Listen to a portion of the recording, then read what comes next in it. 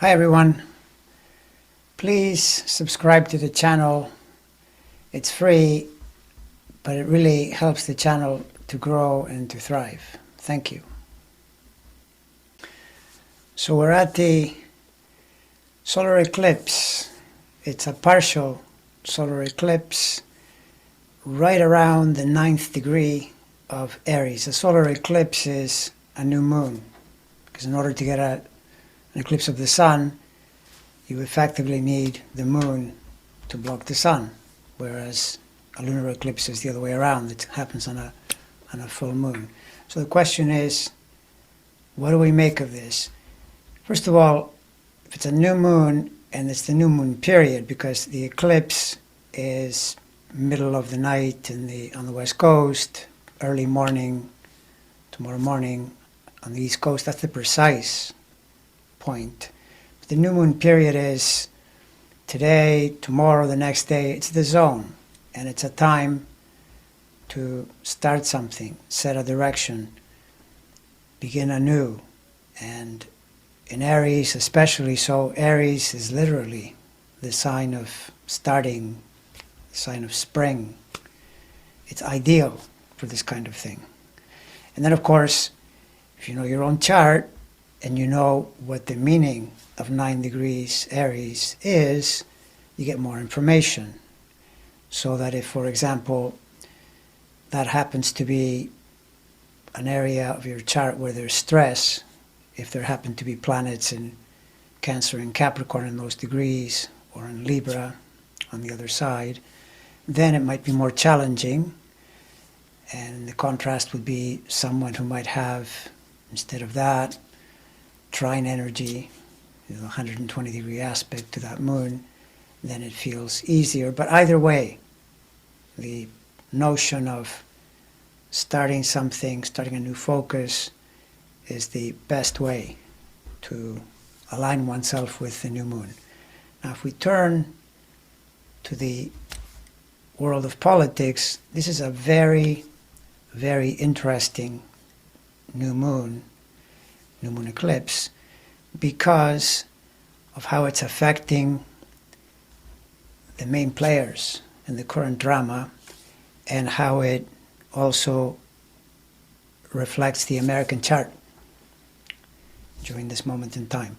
Because for the American chart, you can see that we're in a very stressful period, because those degrees of Cancer, that's where you have that configuration with Venus, Jupiter, Sun in Cancer. The Sun is at 13, which already is close enough to have the new moon eclipse reflect pressure.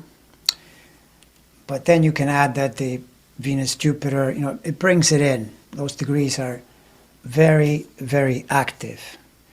And this is where some of the themes that we're currently experiencing, such as the Trump tariffs and the consternation that they're causing, because tariffs, if you recall from prior videos, you linked them to the 8th sign, which is what they're doing in his chart, but the American planets are also in the 8th sign. Therefore, you get that type of reflection. But writ large, it's a stressful new moon for the country. At the same time, it turns out that Venus and Mercury are around the same degrees as well. Remember that the Venus has been retrograde for a while and continues to be until next month. And the Venus retrograde is what has drawn people to protests and to push back. It's the resistance, literally. This is what I had said, if you recall, how Venus retrograde tends to correlate with this kind of thing, particularly when you provide the conditions on the social level, because sometimes it'll be perhaps a bit subtle, but this one isn't subtle, nor was the Venus retrograde when the George Floyd situation developed back in the pandemic year in 2020. It's the kind of response you can get.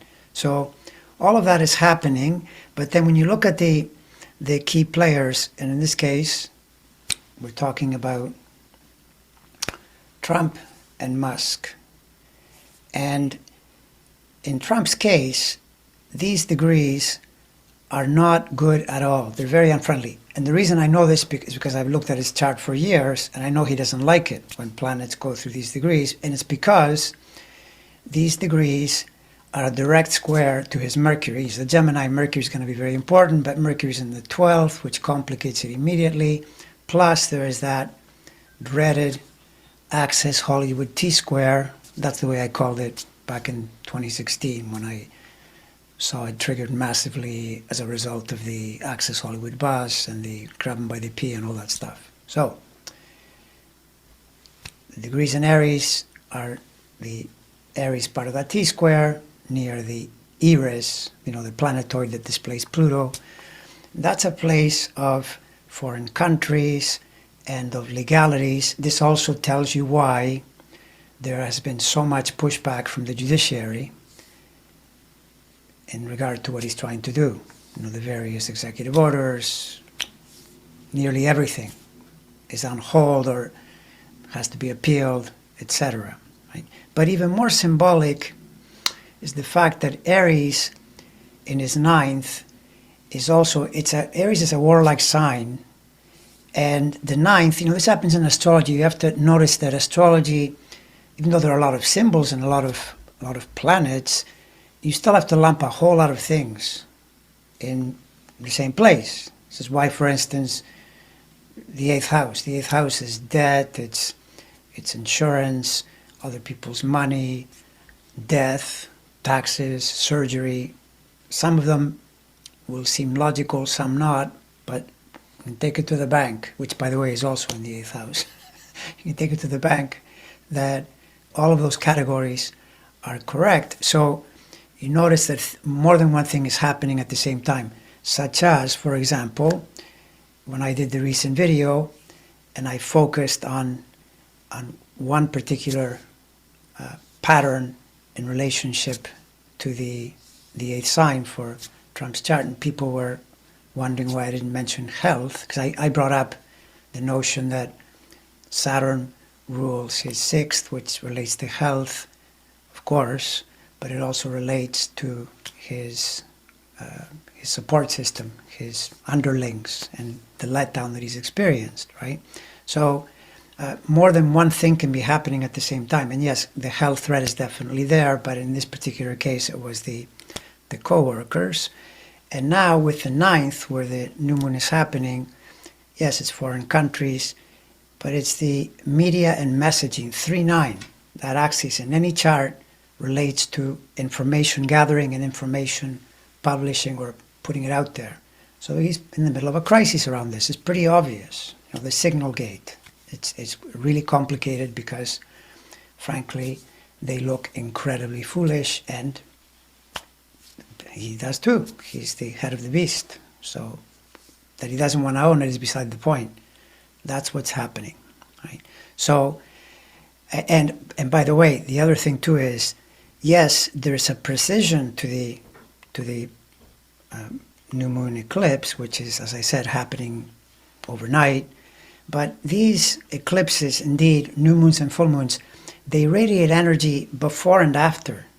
They have a quality of, you're in the zone. It's not like it can only happen right there and then. Yes, the energy peaks then, and perhaps you'll feel it, just like you would feel it on a full moon. The point is you're in the zone, and for him it's a zone of crisis. There's no question. And the other guy, the douchebag that is doing the Doge thing, same thing, because for him that new moon eclipse is up in his 10th sign of his most public house, the house of career, squaring his Cancer planets. Well, Sun, Mercury ascendant, critical energy getting squared. So it's also not comfortable. And by the way, you can see the results of this. Look at all the data that has been coming out. Elections being lost, they're starting to see shifts in that. All the polling is brutal. People are saying in huge numbers, 70 to 30, 80 20, sometimes 90 to 10, on all these patterns that they are trying to use to presumably succeed at something. It's not working. So it's a really, really tough time. But here's the thing, right? when you look at those degrees, what encourages me even more is that I see 9 degrees Aries, and you've heard me say that, of course, I would love to see some kind of miraculous event that would save us from the current nightmare we're experiencing, such as, I don't know, who knows what it is. People hope for decertifications, prosecutions, something that would change the outcome and we would have a new government. I'm preparing myself for the very strong possibility that is not going to happen, and we're going to have to live with this, well, certainly for the upcoming future. And if I look in the relatively near term, the most meaningful election that is coming up is next year's midterms. And in our system of governance, that is how you meaningfully check the president. The Congress does that. Well, this Congress isn't going to do it, at least not yet. Although, don't forget that this thing about the erosion to his support system that we're seeing can begin to show up within his own party as well. So far, they've been reluctant to do anything because they're under the threat that Musk issued, which is that if they go against Trump's wishes, then he will spend a pile of money to primary them, and so they don't want to lose their job, which I know is cowardly, but people have jobs, they want to keep them, so they are very reluctant to do anything other than what they're doing. But if the situation continues in this vein, and keep in mind, these are not people that like to backtrack. The worse things go, they tend to double down. So then things may not improve at all.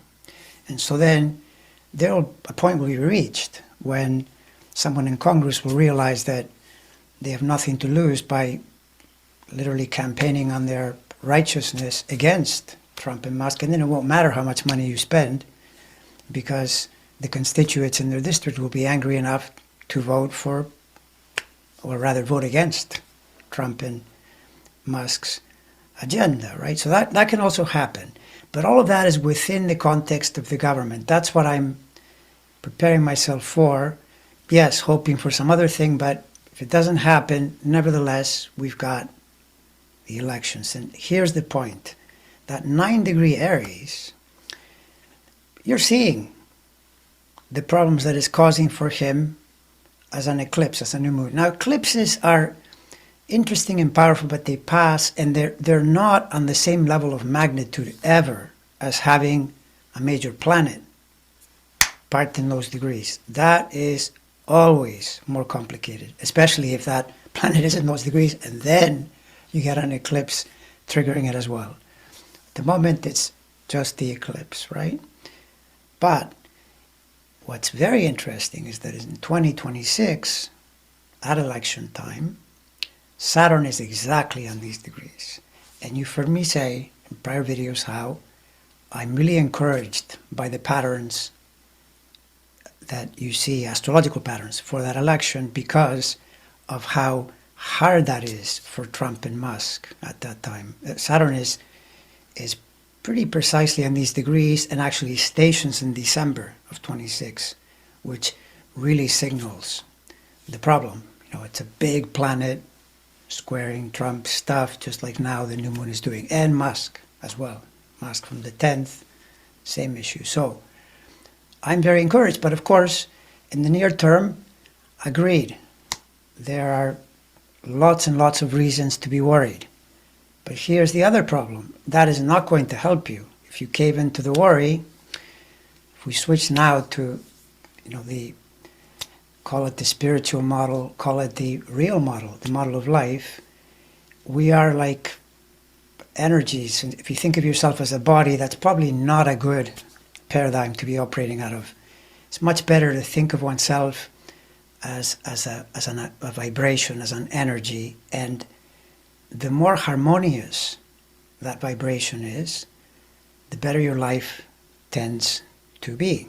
This is reflected in the chart as well, in that when the planets are more difficult, it is more challenging to maintain the balance, maintain a smooth, harmonious vibration, but it can be done subject to a person's level of skill, which they've practiced often over years. But you got to start somewhere. My point being, worrying is never going to help you.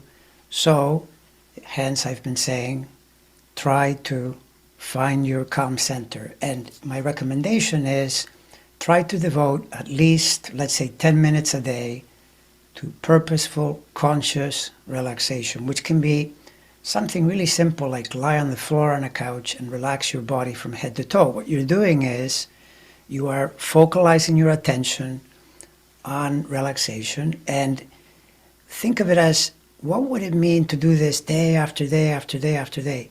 It will work 100%. It'll start to guide you in the right direction if you keep showing up in that way, no matter what, for a short period of time, which might extend.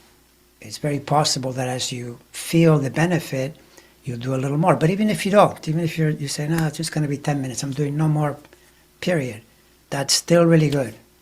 It'll align you in a really good way.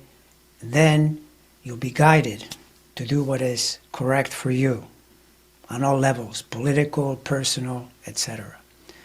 All right, I'll stop there. But once again, bottom line to this message is I am very encouraged by what I'm seeing, not by what I'm seeing in terms of the things that are happening in the country, not at all, just by the reflections that I'm seeing, the pressure that is putting on the current government, and what this means for the next major election next year.